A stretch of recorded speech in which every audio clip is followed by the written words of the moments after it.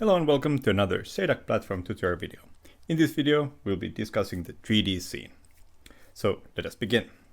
3D scene represents things that you see in the 3D viewer, more specifically the nodes. So these nodes are created using the assets that can be found from your assets tab. So each node has a mesh and a material. To make changes to a node, you can either adjust the asset.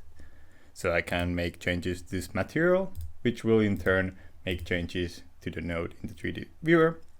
Or I can select a node in the 3D viewer and then make changes to the material. So I can assign a new material to it, or I can open the material and then adjust the base color or anything else. New materials can also be created and assigned to nodes. So you can click here to create a new material, and then you can drag this material to your node. If you drag it to a group, it will assign it to all of your nodes. So let's just drag it here to this. And that's on materials. Next, let's talk about moving your nodes. So nodes can also be transferred, so you can change their position. You can scale, put them higher. Okay, this is now in meters, so let's just put that 10 centimeters so you can see. You can also rotate them or change the scale. Other way to move, scale, and rotate your objects is by using this toggle, and then when you click a node in 3D viewer, you can then change its position.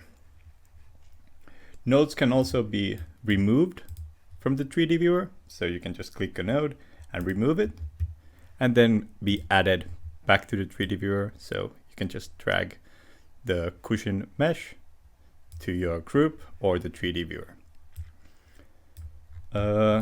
In the Sayduck platform, the 3D scene is not tied to just one product, so you can, if you want, to use the same assets that you have here, and you can just duplicate all of them.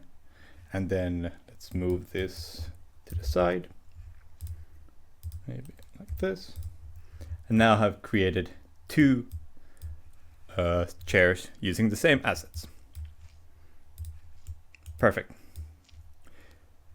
Now let's just remove this other group, this, and explain the last thing about the 3D scene, and that is creating additional 3D scenes. This can be done from the variants tab or from the configurations tab here. So when you click add variant, what happens is that a new 3D scene is created that you can then customize. If you make changes to the material asset that is used in both 3D scenes, it will be changed in both 3D scenes, as you can see here. So when making changes to another 3D scene, you have to first select the variant that you want to make changes to, and then create a new material, and then assign it to your product. Now you have two 3D scenes with different materials. Last thing to note, I forgot to mention this, in the 3D scene, you can also create new groups.